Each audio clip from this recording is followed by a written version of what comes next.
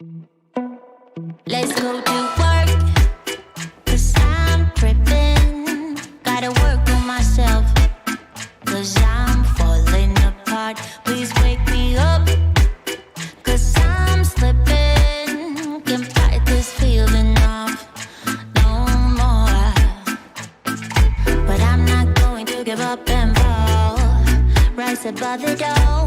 Meet all my challenges and search for my strength. I defeat them all. I'm never ever gonna hide no more. I come to love myself again.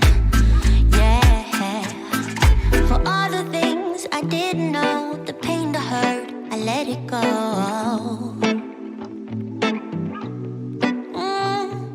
Start to believe in myself, and life will be sweet again. So sweet again.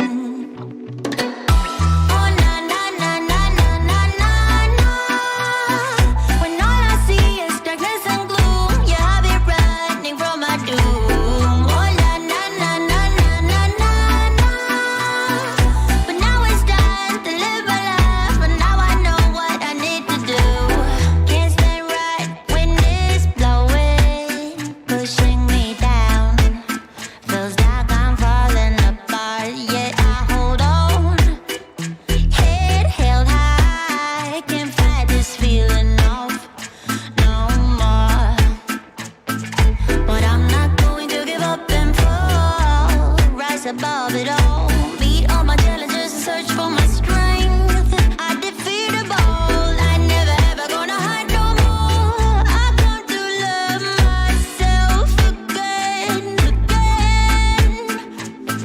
For all the things I didn't know, the pain, the hurt, I let it go.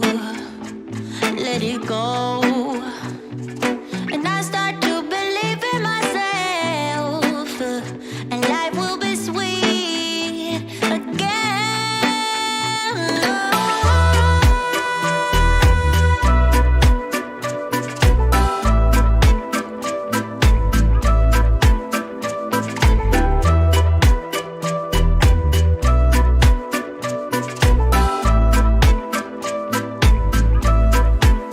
Oh, na na, oh na na na na na na na na. When all I see is darkness and gloom, yeah, I'll be running from my doom. Oh na na na na na na na na. But now it's time to live my life, but now I know what I need to do. Oh na na na na na na na. When all I see is darkness and gloom, yeah, I'll be running from my doom. Oh na na na na na na na. But now it's time to live my life, but now I know what I need to do.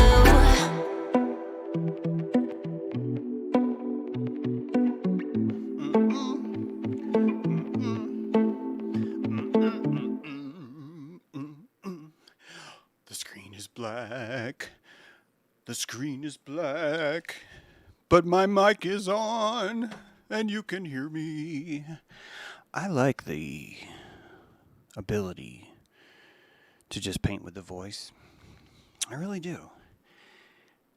Mainly because it saves me so much time in grooming. I save so much time in grooming when I'm doing radio. Was one of the first comments someone said when we started the radio series.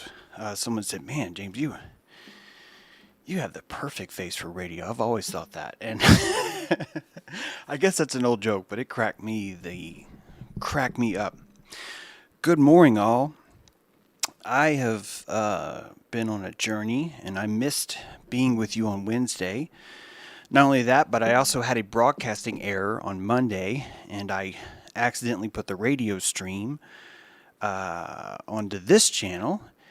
And then that was the Moonsty Cast, hosted by Charlotta. Great show. And but I had it streaming to James' True channel. I got 3 channels going. I got 2 different setups. I was gonna be outside today, but it snowed again. The weather's like, dude, it's spring, April Fools. April Fools.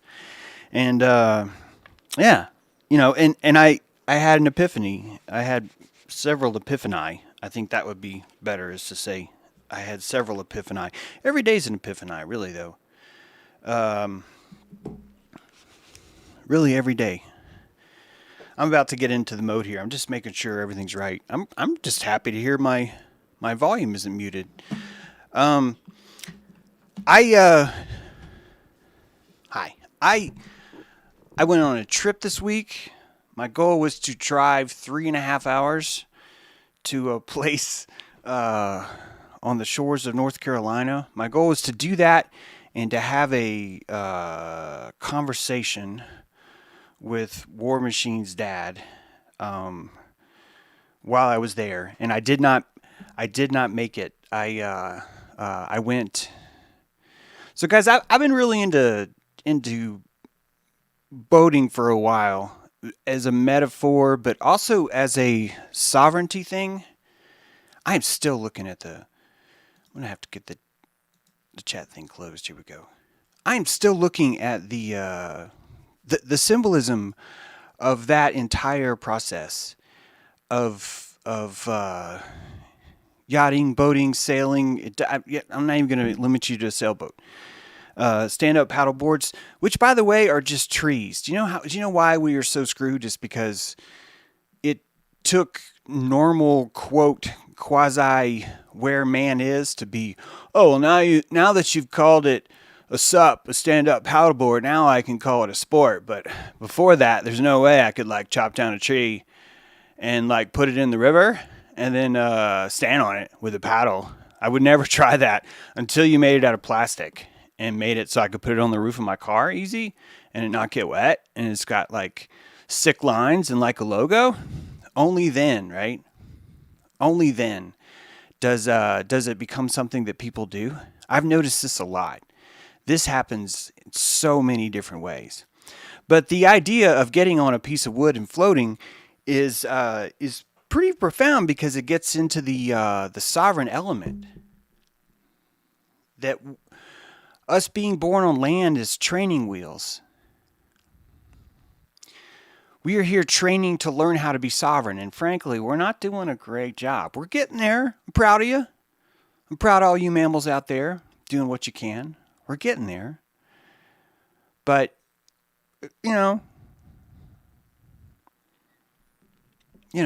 we fall for tricks a lot. We fall for tricks. We fall for feeling attacked over the paddleboard. Don't feel attacked over it. You got to see what I'm saying, though.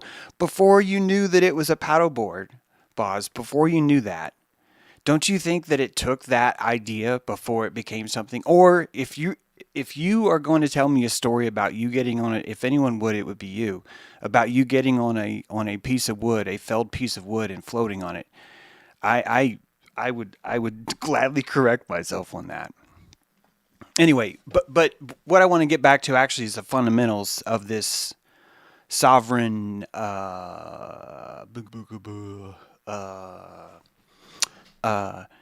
symbolism of that. I'm going to get some more light in here. Hang on. Oh.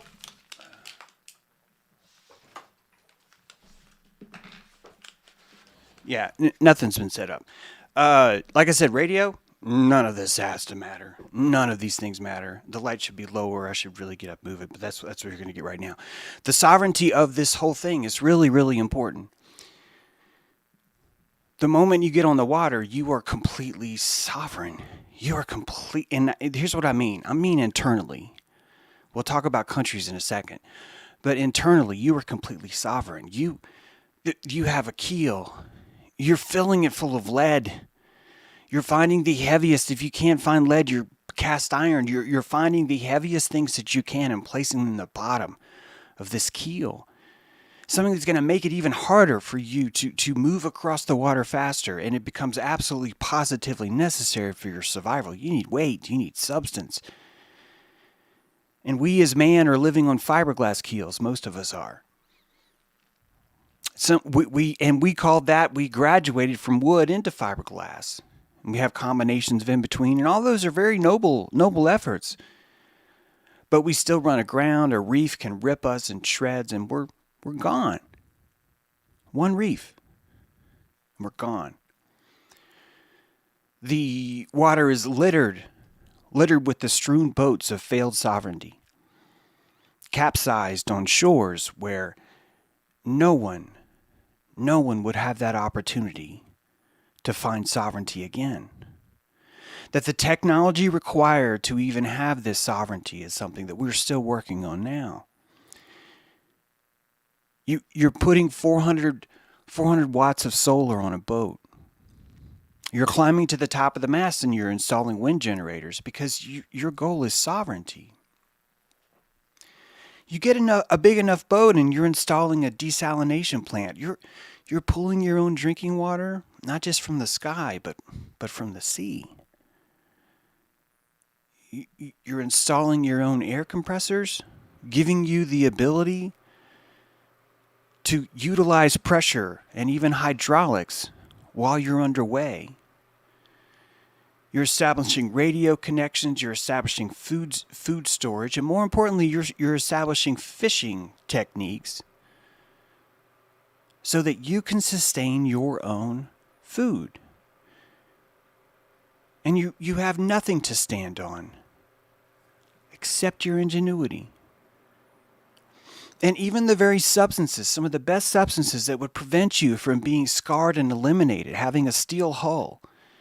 The steel itself sinks, it doesn't float. But because you understand the magic of buoyancy and displacement, you're able to utilize technology that would be completely antithetical to your thinking, even as to what it means to be adrift on the sea. The symbolism of these ships has been around through every single technology. Isn't that fascinating? That from the wheel to the horse to the airplane to the sonic jet to the pretend illusions of rockets landing on the moon, that through all of that, we've always had ships, and they have really not changed. They really haven't changed. Because the truth is, we are living between the waters and the waters. And what would make more sense but to have some sort of vessel? These two waters that you're seeing, the air above is a water. And you and I think that we need air to breathe, and we do, but we need water to sustain ourselves. We must drink to stay alive. I think that's why it's so attractive to me right now. And I mean, it's been that way for years since we started Good Morning. Actually, it's been that way. Also, my novel Quantum Rapture involves a vessel, and that vessel is actually a submarine, but it has sail capabilities, and it is really would be the ultimate sign of sovereignty. And that we on the land are limited to two dimensions. We're limited to a regional terrain dimension, which is training wheels. It's training wheels. We rose out of the water to learn how to swim. It's what we came here. We came to the land to learn how to swim. To learn how to be completely sovereign. And at no point is it secure. At no point is it stable. It's impossible for you to stay in one place and survive. It's completely antithetical to everything that a house stands for. And it even has more opportunities for revolt, for some sort of problem. That within minutes, a faulty through-hole plug or a faulty plug on a sonar microphone or a depth sounder can completely sink a boat. The amount of ingenuity that goes into being a captain before you've even touched your first sail is always that same knack that we call a man a man. You know who's the closest to a sailor on the land is a farmer. And a farmer utilizes his tractor like a transmission on a boat. He utilizes his ability to motor as much as he utilizes his ability to sail. The farmer depends on the weather to carry him through. It's the perfect training ground to get back out there. And as you look at the land dissolving itself, turning acidic, requiring the fallow eugenics that we see unfolding before us, you start to look at the water in a much more appealing way. And I'll be straight up with you. There's a lot going on in the water. The water's not free. I need you to understand that the water is a very dangerous place because of civilization. Civilization has made water a dangerous place.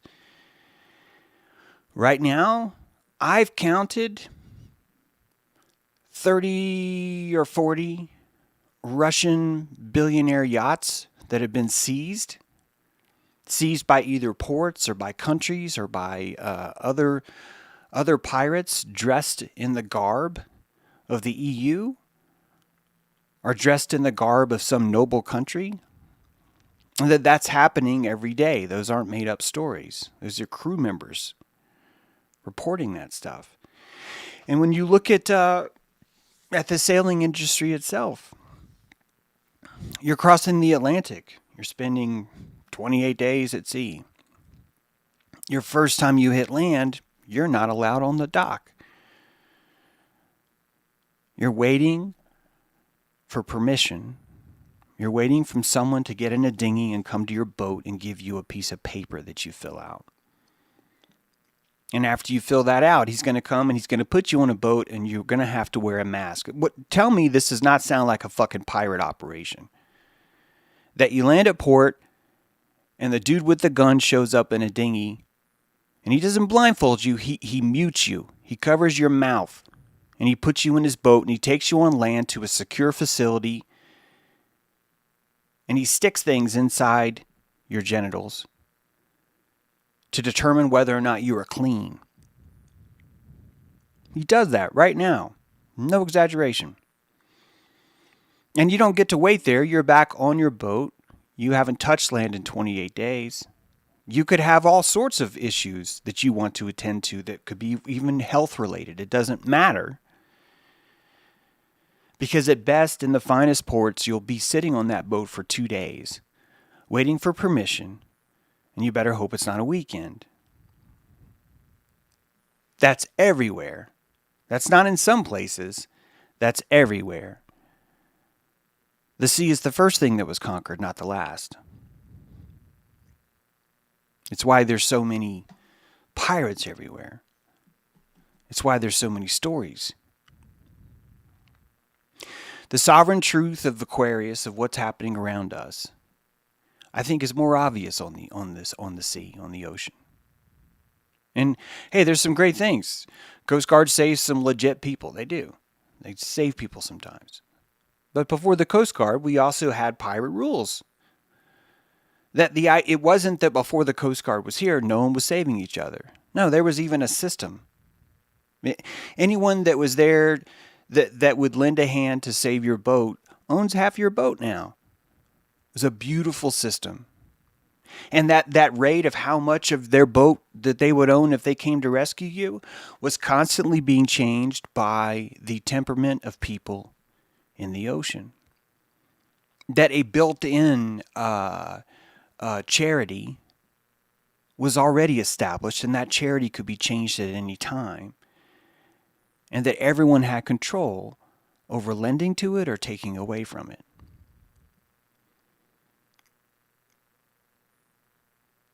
Yeah, pirates never went away. They just started dressing nicer. And got better. Stagger, crow. So, I left to go sailing. I went land sailing. I got in my car, went land sailing, and I felt a rumble from the chain plate on my starboard bow. And the chain plate was missing 3 lug nuts. and my control arm is busted. Should have checked my tire before I left. My fault. And I immediately felt like, wow, I would never have gone out to the ocean without looking at that stuff. Never would have happened. I was lazily engaged in my permanence of house and my promises of yes, when we gave you new tires, James, and put them on, we're the ones that decided we were responsible for whether or not your lug nuts were on, not you, right? And that was my expectation of them. I was pirated by belief. I believed in civilization. I believed in the honesty that we have for each other. And I think that's really why the pirates had to dress up. Because the pirates realized that what people really want to do is not have to scrutinize who's a pirate or not. And that we can take over this vessel and take anything we want. All you have to do is pretend like you're not a pirate. And everyone else is on board going, "What do you mean, Captain?" And he's like, when you go on, you don't say, "Arr, we're here to take your booty." No, you say, "Hello there. We are the Coast Guard. We are here to help you by taking your stuff." "Arr," don't say "arr." Don't say "arr," Larry. Larry. Can't believe we agreed to even call you that. Yeah, we got Larry on board, and he's like all about sailing. He's like, "Can you guys call me Larry?" And now it takes forever to do roll call in the morning because of Larry. It's very annoying, Larry. Larry, sorry. Very, very annoying. That's all pirates had to do. Is look, just dress a little nicer. Pull the rubber bands out of your beard, right? Stop saying "R." No peg leg. Just send someone else or put a boot over it, right? No facial tattoos. Just stop wearing facial tattoos. And the pirates sold out as much as you did. Don't worry.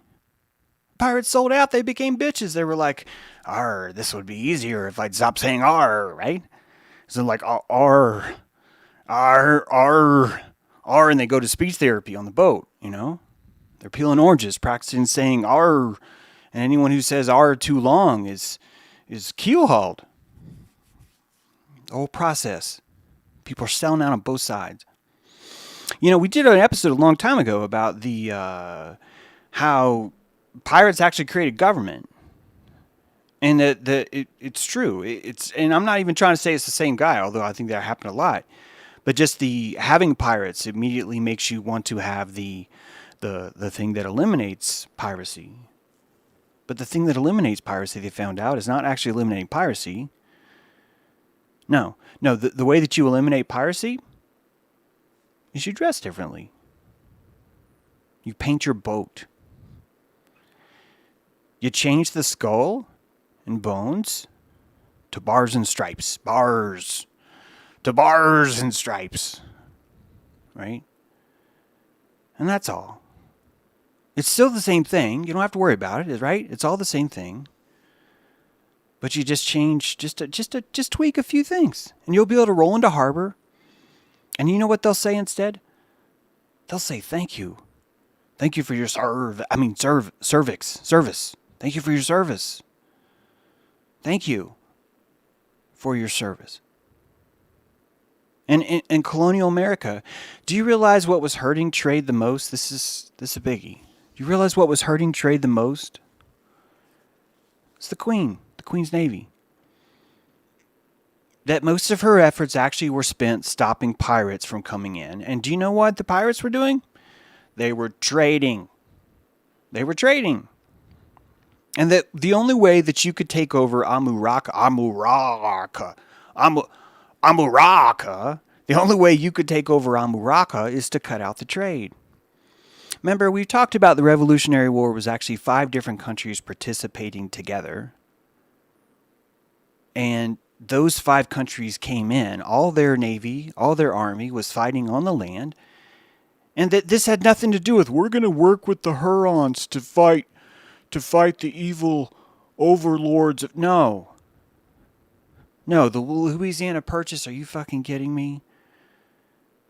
Yeah, France is going to go there. Then they're going to take... Oh, that's stupid. It's just stupid. To cut off this country, we had to eliminate trade. To eliminate trade, we had to just fight piracy. And who was a pirate? Anyone that was trading. Those were the pirates. So, I'm not trying to romanticize piracy. I'm trying to de-romanticize this idea that we've gotten rid of pirates. Because we haven't. Barter system, right? Barter. We've got to barter. You can't haggle. You got to barter, right? Okay, now we're getting super chats with R's in it. A red rose from Jedi. And a salt shake. Okay, that's not an R. That's good. I was thinking you guys were getting there or something. So, anyway, I did make it. I made it about an hour and a half away. Started to notice had to batten down the lug nuts and made it to a tire place. It was actually pretty convenient. I sat there in a tire place and I overheard the conversations of men that I'd never met before. And all of them were discussing COVID and what was wrong with kids today. And why some of them weren't going to wear a mask no matter what you did. And they were how disappointed. The owner of the tire store was so disappointed in kids today. And the old man that used to be a coal miner apparently did quite well for himself over and over again. This is just what he told us. And couldn't believe these kids today not listening to their doctor. And he goes on to explain that he is on 38 different medications. And he's had 14 heart attacks. And he's shaking his head the whole time. Not at the system, not at the doctors, not at COVID, not at Fauci, but at the kids who aren't wearing masks. And that's a pirate. That's the worst kind of pirate.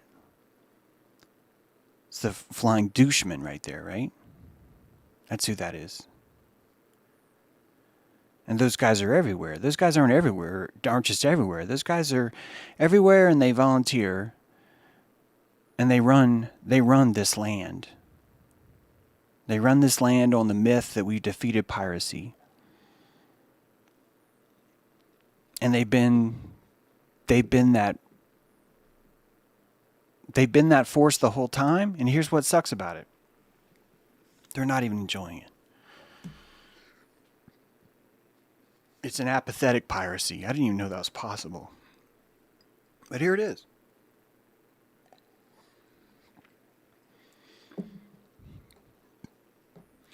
I think the only way it's possible to be on that many meds is the same way it's possible to be on 72 stabby stabs. That after 4 or 5, you start to really hit past that threshold where it's kind of hard to go back now. Right? It's much like eating someone's leg, you know? The first time it happens. It's much like that. R. Graham Greenwood sent me a super chat on ROKFIN. R. Thank you. You know, I would have confronted him. I would have said more. I didn't though because I really wanted my tire fixed. I really wanted to not spend the night there, and we're having some issues with the rim, and it was I didn't interact. I'm not even saying I even regret that. It was just it was more just fascinating to listen. I think if I would have said more, I wouldn't have gotten all that data out. And I would have just changed the tone of the room into, oh, well, I guess this guy's all one of them, so I'm not going to like really, really secrete how I feel. But that's what's happening.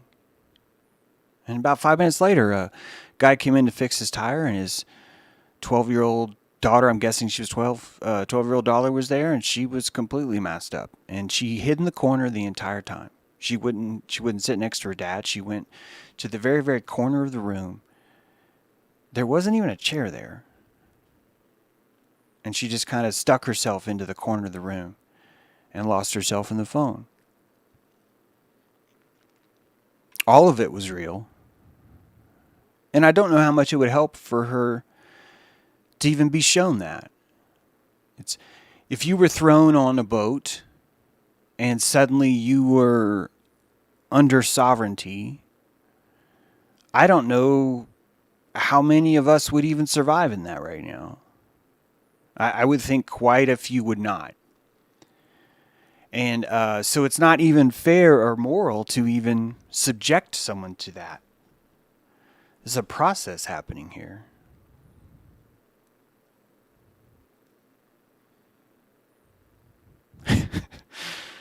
Yeah, I didn't even get the dope rims. No, it turned out that the dude they went to go get something from AutoZone, right? The AutoZone guy brings it and it's the wrong thing. And that was off by a number. And I watched two grown men look at each other and discuss how it was 37468, not 37469. And the one guy goes, yeah, that's the right part. And you watch two guys try and explain to each other how, no, look, it's okay. You're wrong. Can you just, look, I'm not here to kill haul you. Let's just go get the part, right? So anyway, I did not make it. And my land sale was still fun. It was still eventful. It's probably a good thing because maybe I wouldn't even be here right now, right? Like who knows what would have happened? Maybe I would have thought, oh, well, I'm just gonna go. I'm gonna buy this boat now, and I'm gonna stay on the boat, and then I'm gonna. Hey, what is this giant hatch do down here in the bottom? Oh wow, look at this little plug. Wonder what happens if I pull this plug out. Oh, holy shit, it's filling with water. Oh my god, I was thinking. Who knows, right? So I think we only get addicted to that. Everything's going to be fine because we're living on land. Everything's not going to be fine. You don't want everything to be fine. You don't, because you're going to turn into this apathetic pirate, and you're going to be working for another pirate, and you're not even going to know it. You're not. It's what happened in Manhattan. The island of Manhattan, right? Some of the largest checkerboard ritual we've ever seen. 2 towers come falling down. The New Testament and the Old Testament is removed from the mast of humanity. The mast of humanity is told, you don't get these towers anymore. You have to figure it out yourself. Right?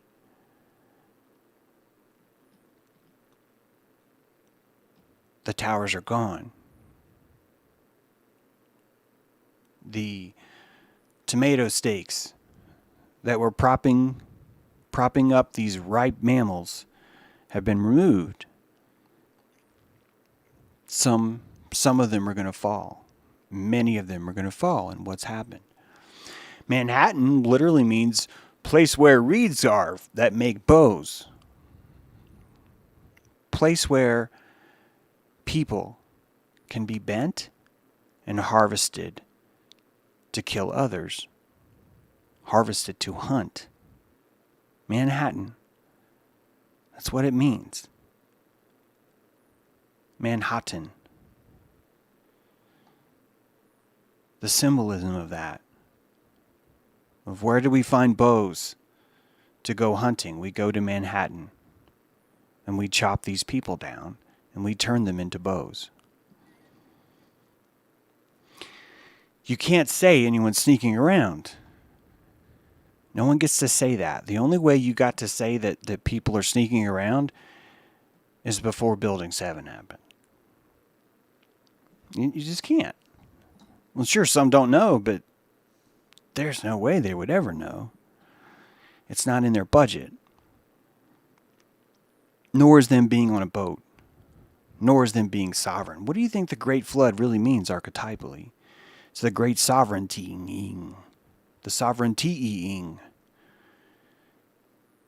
It's a deluge of you losing your land, of you losing this false idea that everything's fine. Nothing is fine because it's not supposed to be fine. You are not supposed to live on trust. It was stupid of me to live on trust with that guy with the tire. I still have a spare tire now. That's why I'm not like, oh, I'm going to do the show, then I'm going to go out of town.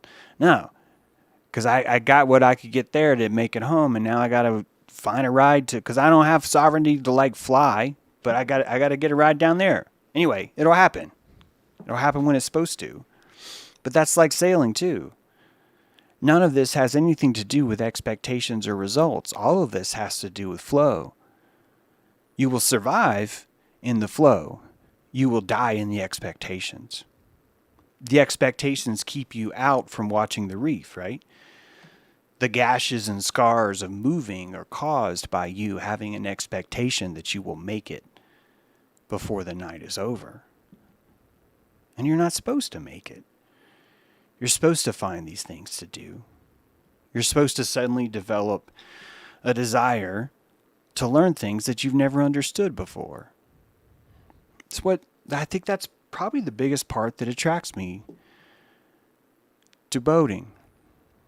All the tools that I've had, the opportunities that I've had, some of the, when I've had the budget for it, I've had a working workshop somewhere with a concrete floor, with all my welders, all my tools, everything situated so you can make whatever. We've made spaceships, we've made dragons, we've made all kinds of stuff. And I think all those things were really preparing me for this concept of sovereignty on the water. To me, the most appealing part about being a sailor really has little to do with the water and almost everything to do with the autonomy and the opportunity for flow state that would bring. Ahoy, super chat from Sark. Ahoy, ye scurvy scum, lay down your arms and prepare to be boarded, lest ye suffer another broadside. That's beautiful. That every boat could be a pirate.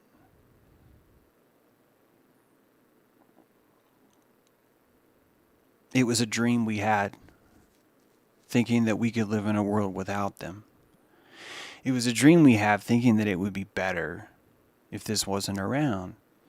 You know what pirates did? Pirates made your fish taste better. Pirates made your fires brighter. Pirates made your vessels stronger. It made your sailing faster. It made your ingenuity that much more on point. And it did that constantly, every single day. And it never changed. And probably the best pirate I can think of is water herself. Such a beautiful concept. When I was in Belize, I was devastated that I had to go. I seriously was just devastated. It was so hard to leave. It was so hard. And I had like a new wife then, and I couldn't believe how sad I was crying because we had to leave. She actually got kind of mad because she was like, why is this more, what, it's a fair point, by the way. I knew when I left where I was going back to. And the month or so that I had there was really, really just pulling that out of me, the epigenetics of all that out of me. It's and I'm not trying to say that all of it has to do with sailing. It's not. It's sovereignty. Do you understand? It's sovereignty. And I think you would sail through Africa. You would sail through the backwoods of Virginia, dodging the pirates and the cannonballs of little tiny jabby jabs. Shiny sabers waiting to pierce your boat stainless steel reefs secreting this monstrous liquid that we call safe, that we call safety. I have no idea what this is about. Lychee, there's no expectation. None of us are here to distribute a certain product to each other and then go. People come to port under the auspice of trade. But the true desire, the true prawn economy of why we're there is witness. It's, no one needs expectations to feel important. That's old school. That's old world. Island time is really a function of our psychopathy. By us calling it island time, we're the psychopaths. Because we're the ones that's utilizing the Wetiko to squeeze it out to say, yeah, can you just distribute the essence of who you are and what you're doing so we can go? Because I have to go. And I have to go literally means I am leaking. I am leaking all the time. And what are they leaking? Time. I have to go. I have a leak in my hull. I am not present here. I will be present when I have this. I will be present when I have dropped this off. I will have present when I have a tire, right? I could have gone on. My spare is actually almost a full-size tire, but I don't like sailing that way. I probably could have taken the original tire because the tires are new and actually kept it in the back. And then if something goes on, I probably just put it back on those things. And I didn't want to sail that way. Why? Because I want flow state. I want flow when I go. The moment I get into a car with someone else, most of the time what happens is someone in the fucking car is like, we have 5 hours and 46 minutes to get through traffic, and if we make it through the city before nightfall, it's going to be amazing. And I'm just like, do you know how beautiful a city is at night? Like, does that matter at all? No, we're going to tack around the outer perimeter. We're going to miss the whole city. It's going to be great. And that's a way to live, but that's the Wetiko. It's the squeezing, right? No, I'm just here for coconuts. Well, I'm not, and neither is these guys. They're not actually here for coconuts. They're here for something else. When you are in the island, a lot of locals are coming up to you wanting to trade. And if you were from the States, you will probably feel sort of assaulted, like, oh, I'm being taken advantage of. Much like you would go to San Francisco and everyone's like, give me a cigarette or I will fucking insult you. You think that that's what you're getting, but actually trade is simply the ritual that we use to pass witness to each other. And when you've been on the water for 28 days and you're landing, you're not there to get coconuts. You're not there to get water. You're not there to get fuel. You're there to get witness. You need that before you go out again. It's important. And we don't exchange that under Wetiko. We consider it's a completely different idea. We've broken our time down to how much sand falls. The amount of sand that falls is directly equivalent to the amount of silver I receive, by letting you mutinize my time. That you will take my time and run it over, and for as much sand falls, that's how much gold I will trade. That's a livestock piracy. And it took a lot of coaxing to get us into that box. A lot. And we're still there. I think that's part of why so many young people really enjoy traveling in their car, because they're getting that training in being sovereign. That's why camping is so rewarding. Hiking and like backpacking, the reason why that's so rewarding is because you're able to shed and live off that bow, right? The keel is the heel. You're healing on the trail as you're walking. When you're healing, you're catching the wind. It's more than an analogy. You know, A whale's heart is bigger than a Volkswagen sometimes. Not all of them, but some of them. It's like as big as a Volkswagen Bug. You could fit people inside the ventricle.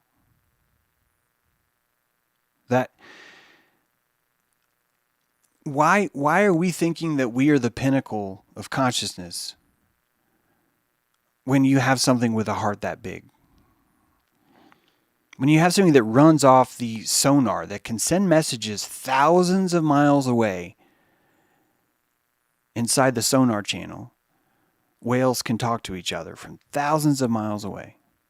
We have that now, finally, right? It took us a long time. And now we can finally communicate with people thousands of miles away. If you believed in evolution at all, if you believe that, then man would be a whale in training. The whale is a completely sovereign being. It has so much sovereignty that it can afford the luxury of living so large. Same with the lion. These expressions of things are showing you something different. It's beautiful analogy. Beautiful. And I'm hoping to explore this more. Love to explore this more. The place I looked at was actually a garage, a former garage service station, 2-bay garage. This is on my way to go see the boat. I wanted to look at this place, but the place is, I'm just nowhere near the financial market to get the required place it would take to have that kind of, but like the ideal thing would be to have a place and then buy a really crappy boat and then really, really enjoy the flow state of fixing that on that property and then putting that on water. That has a lot more longevity to it. It also has a lot more like opportunities for us to enjoy the flow state of that lesson along the way. But because of the way the finances are, it's making me more think, well, you probably just need to not even but maybe focus on the boat part. But again, none of this is a decision as much as just really, really fun to even look and consider this stuff. And so Wednesday, my goal was to drive out there and drive back, be back in time for dojo. I was not back in time for dojo. We did not have a dojo. We were having a dojo today at 12:30, and would love it if you join. If you want to check out the dojo, then please do. The links for the dojo are either going to be on Patreon or they're going to be on JTrue. Because it's not, dojo is an open ritual where we hold our spines accountable. Kind of too much to explain right now, but there's more on that. But I want you guys to know that I've finally added something. And oh my goodness, why is it not showing up there? Just give me a sec here. I can't believe, there it is. It's under podcast. There we go. Okay. I have released the Library of Prometheus. The Library of Prometheus is now available, and it's on special. It's on sale. I'm actually going to raise the price of this. But if you want to see me get a boat, this would probably help. And that is a link I just posted there. What you're looking at is, this is kind of an advertisement just so you know, but I have a package deal now on a USB thumb drive. It's a 62 gigabyte thumb drive with everything I've ever produced. When I say everything, what I mean is that there are 271 live stream episodes that have been converted into podcast format. There is a digital copy of all 5 of my published books, all 5 of them. There are 6 mini movies that were produced over the summer, 2 of which were banned on YouTube and got me struck. These are mini movies, but I think they're really well done. If you look at how much effort went into the editing, I think you'd be impressed with them. There's a bonus copy of the screenplay. This is an amazing deal. There's a bonus copy of the screenplay, Man from Katua. And there is a frequency prankster lapel pin included in this deal. And I realize this is an advertisement, but that's why I saved it to the end. You don't have to keep listening to this. You could have said, all right, James, I don't want to hear your spiel. But if you want to help me get that boat, you can buy the Library of Prometheus and have a digital copy of every single thing that I've done right now. That price will be going up. I need you to realize that it takes me 45 minutes even to copy all of this data. There's a lot of information in there. There's a lot of episodes in there. So you're getting the 62 gigabyte thumb drive. There's just a bunch. Hang on a second. Let me show you something.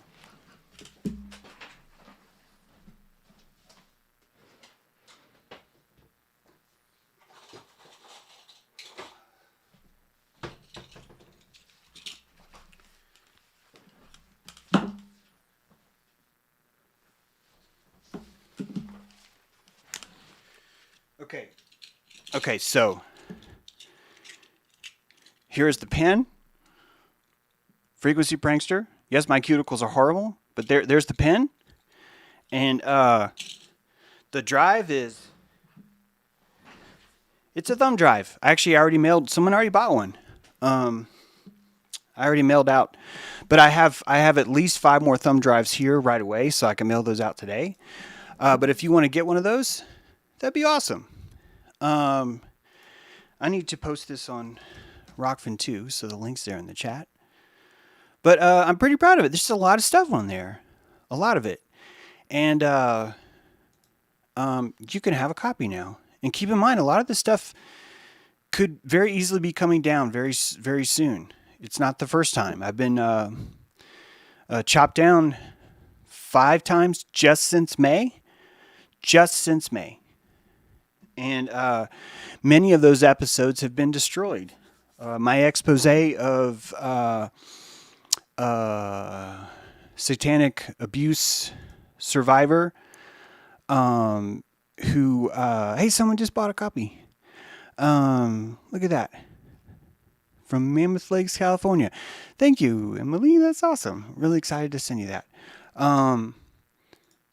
So yeah.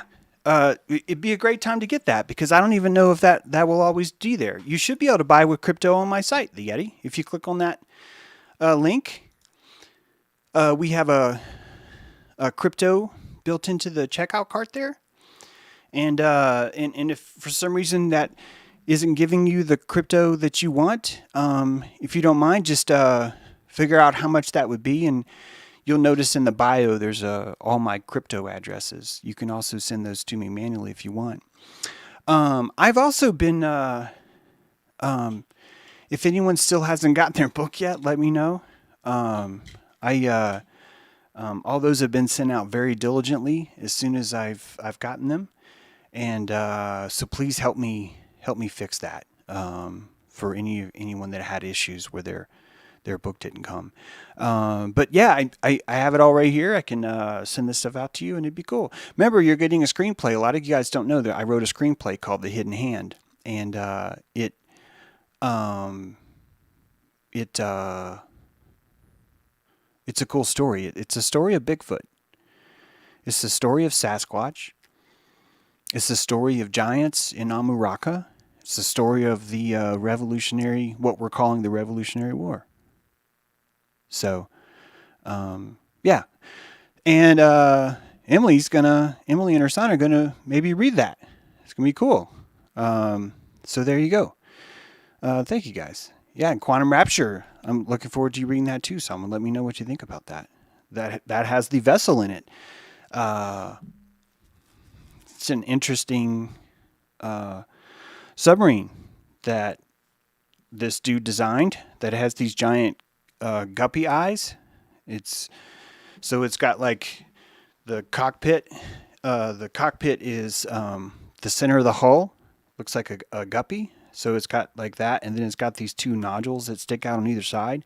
But inside those nodules is a suspended seat that the pilot sits in. And he's able to spin inside that globe and look around as he's underwater. And the sail is an undulating underwater sail, like a fin. All in the story Quantum Rapture. And if you bought the Library of Prometheus, you'd have it right there. You can have it right there. I want to remind you, this is the written book, 5 copies of the written book. The audiobooks, I've only released one audiobook, Blueprints of Mind Control, that has been released to audible.com. I do not actually own that copy. In other words, that's how Audible, so I'm not even allowed to distribute that. However, if Library of Prometheus sells, well, I will be, not if, I'm going to be adding audiobooks, assuming people still like my stuff. And Quantum Rapture is such a sick book. Thank you. I'm glad you like it. It explains a lot of my ideas. It turned out that story was just a really nice, interesting way of explaining a lot of my ideas. Some of the ideas in that book, I can't even talk about. So like the way Hardy interfaces with the computer is pretty freaking controversial. And it has to be controversial because I need the reader to understand that the machine is eating him, and it's taking his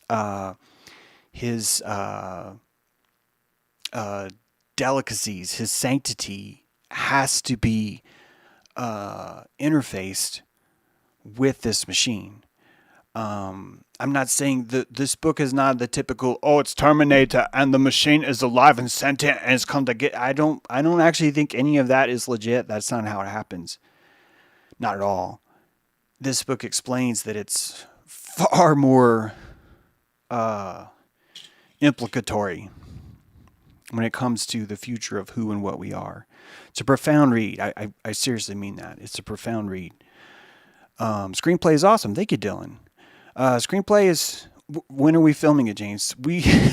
Autumn, we have created a trailer for that, and that trailer is on Patreon.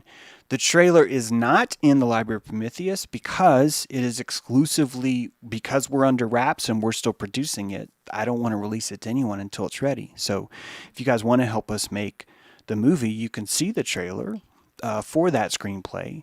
There's like, I think we made it up to like 15 scenes. We made it to where I need to animate the full figure body next. That's what's kind of next on that thing. But yeah, really into that project too, by the way. It's slower because there's not like a giant pool of like budget for that. But this is why I was talking about flow state earlier. Do you understand? I want you to enjoy the process of making something. I don't want you to enjoy making something. I want you to enjoy the process of making it. I don't want you to hold off and find yourself enjoying it now that you've finished. I think you're going to notice that when you finish, a certain kind of pamal sets upon you. You are happy but sad. You are content yet undriven. You have fallen into the spell of the gypsum box and everything is done now. So many people are waking up now because they're waking up in the morning, I should say, and they're not going about their day from a flow perspective. They're going from a completion perspective. And so they're like, if I just finish my work, if I finish my shift, my life will begin. Well, I thought when I finish my shift, my life would begin, but until I get my tire fixed, my life will begin. That's why I was really enjoying the idea that I was sailing over the road. That the problems that I was experiencing on my boat, on my car, were the journey. That was the flow state. You will find yourself in the most mundane moments, or you will lose yourself completely. And you will never see that person again because you abandon them in this idea that there's something that even exists called mundanity. And that word doesn't exist. That word is a figment that you use in your mind to try and convince yourself that this whole idea of pretending that pirates have been destroyed was legit. It's profound that we live in a world where we believe everything by default except for on April Fool's Day.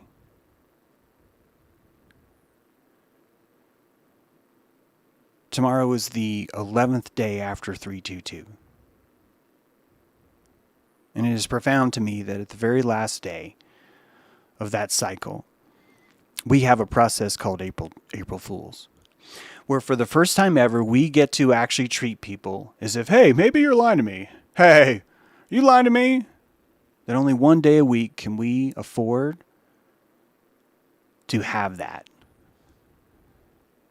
Just one day a week. That is too expensive the rest of the time, right?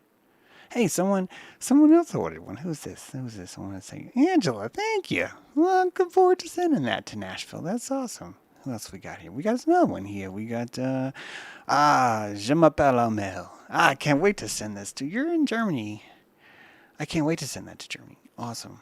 And we got another one from Tall Hickory. I hope that's okay to say, because it's from Mike. I knew who that is. Right on. Man, thank you guys. That's awesome. There might even be, I think there's another one here. There's one there. And, Graham. Well, thank you, Graham. Guys, come on. I'm going to send one to the UK. And Martin's going to get one. And Suffolk, I was heading to it was between Alexandria and Topping. There are two different boats. One of them is I told you guys about, where the guy's like, dude, don't be fucking coming here thinking that anyone's going to finance the boat. This boat's a piece of shit. You and I both know that. If you want the boat, buy the boat. But don't be coming here wasting my time thinking you're going to be able to sell this off as a boat to someone. It's not a boat. It's a project. It's a very large project, and it's in my yard, and it's in my way. And I'm trying to convince you to give me money to take away this pain that I have. He didn't actually say that in the ad, but wouldn't that have been profound if that was the verbatim? That would be what it would be like if we actually eliminated pirates, wouldn't it? Right? It would be this boat is the complete symbolic representation of all my failures in life, and by you taking this boat away from me and giving me at least $1, I'm completely satisfied psychologically. That would be what this life would be like if it was true. I need you guys to know that I have no illusions about what it would be like to fix a boat. This place that I was looking at to rent, as soon as you walked in, the picture showed you here's the front room. That's your office. As soon as you walked in, there's just a giant 16-foot crater in the floor that's all the way down to the dirt. And as I was there, you just saw the remnants of raccoon shit just everywhere all over the floor. And you know what my thought was? I could fix this. This is good. I like this. This place was really nice, except for it didn't have a place. I was hoping it had a place for tribe to come and gather. I'm looking for that campground spot, right? That would have that workshop that has, I'm not giving up on that yet. I just have to sell a lot of these copies is all. If I sold 200 of these copies, guys, that would be a boat, a really good boat. But if I sold even more, if I sold even more, that would be the land, and then I don't need a really good boat. I'll go buy the $5,000 boat. I'll tell him, I'll say, I will relieve your pain, good sir, but I'm only going to do it for $100 because I know psychologically you're going to feel better by you giving me this boat. And someone's going to say, I will take that deal. Just get this boat the fuck out of here. Because April Fool's Day is every day. Thank you, Gaia, for the super chat. Very generous of you. Thank you. All right. Is that it? Is there anything else? Thank you for listening to my ad. It'd be so great if I'm already happy, actually. James, do you have any merch? Boingo, that I would say this is my first piece of merch, is this Frequency Prankster pin. And I know it's a start. Maybe you want more, but it comes with the, you want a keychain? All right. Keychain. If you order this, Boingo, I will throw in a keychain. We just got another order. Was it you, Boingo? Let's see. Probably not. That would be really fast. This one is going to, hey, Mandy, right on, Greenville. That's awesome. I hope it's okay to say that. Yeah, it's probably okay. It's probably okay to say that. And, we got another one. Jeremiah.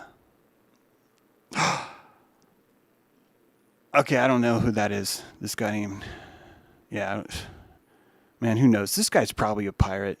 This dude right here just ordered it. I can smell it. He's a freaking pirate. Yeah, that dude's a pirate. I'm not even going to say his name. He's probably like wanted by the law.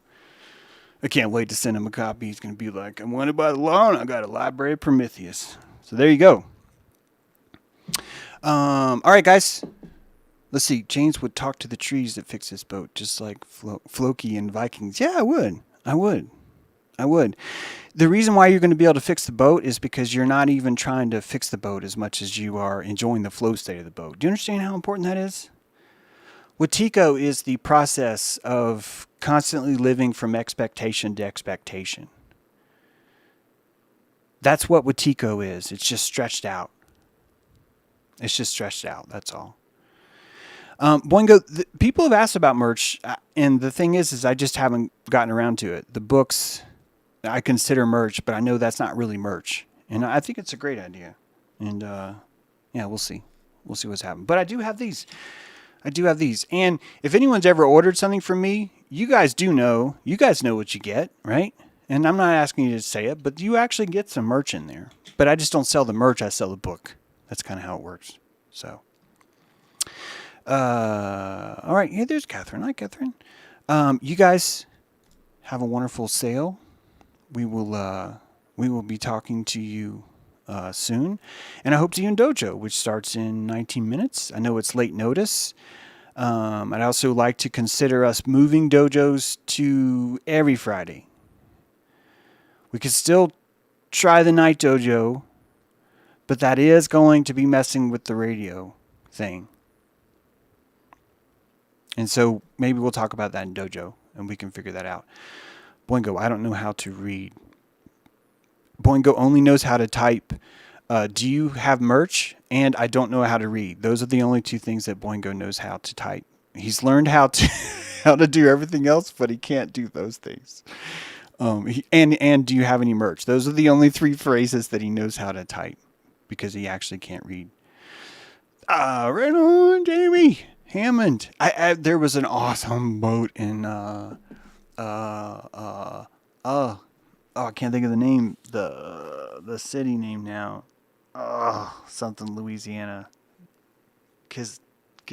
Isdale. Never mind. I'm not going to think of it. I know I'm not. And if I can't even get my car 3 hours, there's no way I'm driving to LA right now. To Louisiana right now. And mostly, I want you to know that me looking for a boat, this might be a lesson for some of you guys. The flow state of looking at a boat is the boat. Do you understand? I need you to know this. When you are seeking something, when you're using that to animize yourself and you're simulating yourself in that process, that is in fact owning a boat. Did you know that the best way to own a Volkswagen camper van with a pop top is to actually not be the one that owns it, but just have them driving down the road and you seeing them all the time? That is truly the best way to fully appreciate and consume the air-cooled Volkswagen van. And I did it. I've had both. I've been on the inside, which I really enjoyed, but I've really noticed that car really has a lot more value when you're on the other side of it and you're watching it go by. It's a real joy to even look at it and go, wow, that'd be sweet. That's a good thing. That's not a want. That's not a lack. Your energy, your prana economy will pretend and say, oh, I have to have that before I have success. And now you're not enjoying just watching it. You're not enjoying the fact that you have the privilege of seeing it in your witness. Women are the same way. I don't want to sound crude, but when you see a beautiful dilating woman, you don't have to have that. You don't have to even sexualize that. The fact that you're seeing something or someone in this case that's dilating you is the flow state.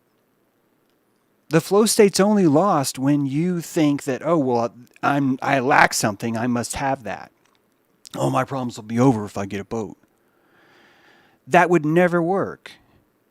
That would never be the flow state. And I've had trouble with this. I've had trouble with this with the land, the campground land. I get really excited about the campground land, and then I keep going out and I'm looking for it, and sometimes it's harder for me to keep analyzing it because it's no longer productive for me to be thinking about it more. I'm at the stage where I need to go, if it wins or I find the right place or something works out, then great, I can pursue this later. It's that kind of thing. So you learn to pull the animism out of what you see. Land Rover Defender, great fucking car. Those Jeeps, those fucking sweet lines on that thing. Would hate to own it. Would hate to own it. I can think of so many cars like that. There's a lot of boats like that too. I'd say most boats are that way. I would. It could be that if I was to get a boat, I would feel that way immediately. Could be. I don't know yet. I haven't tried that yet.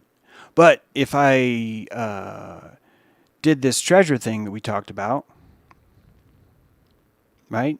If we produced a treasure map, and the only way the treasure map can be real is if there's treasure there, we were to go find an island that we could bury this treasure on, draw a map for it, we would have added a treasure map to this world. And this world needs treasure maps. It needs more horses. It needs more treasure maps. I'm all for quicksand. I think we need more quicksand. Look, I get the quicksand's scary and someone's going to die, and the moment we are going to be like, we need less quicksand. But I think we would have like a good time. It's mud flood, baby. Quicksand is mud flood. You know that. I know that. All of us do. So there you go. Guys, enjoy the sale. If you notice, it's $100 off. This is a big library.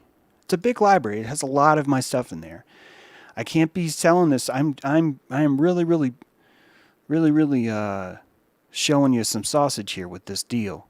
So remember, that's a big deal. You're getting a really good deal for doing this right now. So there you go. All right. Thank you much for being here. Hope to see you guys in Dojo starting soon. Have a wonderful day. Sark and I are working on a show, and it's so controversial that we're not going to be able to put it on JTrue or on Patreon or on YouTube. I actually don't know if we could even do this on ROKFIN. I really respect ROKFIN and what those guys are doing there. Sark and I have been talking. I think we're going to make it a private, patron-only discussion. And we will be offering that recording inside of Telegram because of probably how controversial it'll be. And I'm not trying to set it up dramatically. It's just, I don't want you to miss it. I've been really torn about how to do this.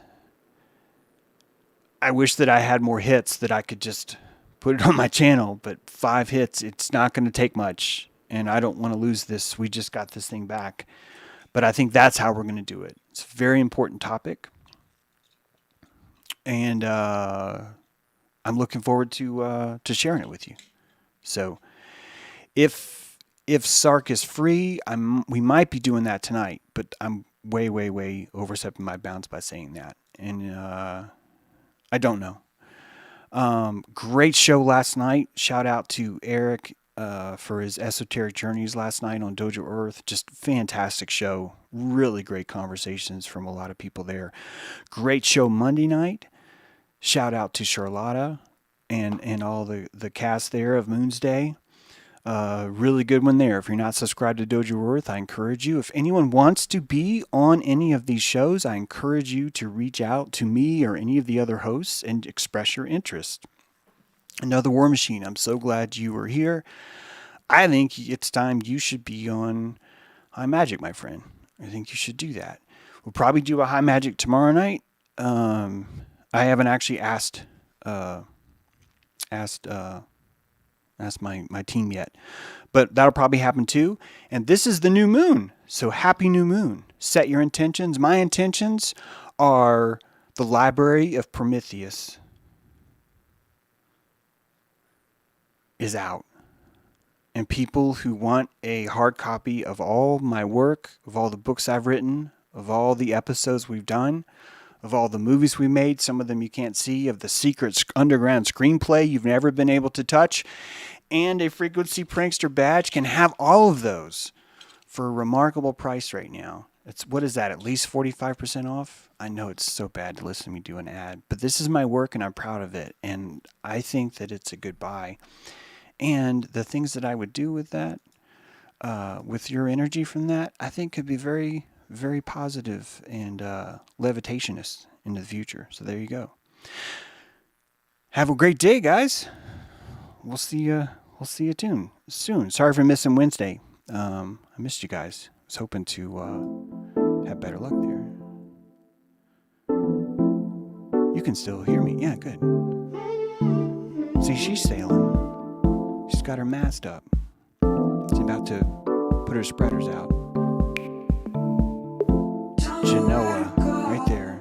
There's the Genoa. Look at that mast.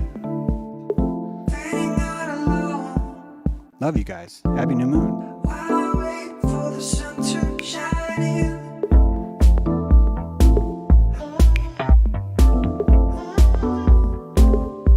Thank you, I'm out. Thank you, Patreon.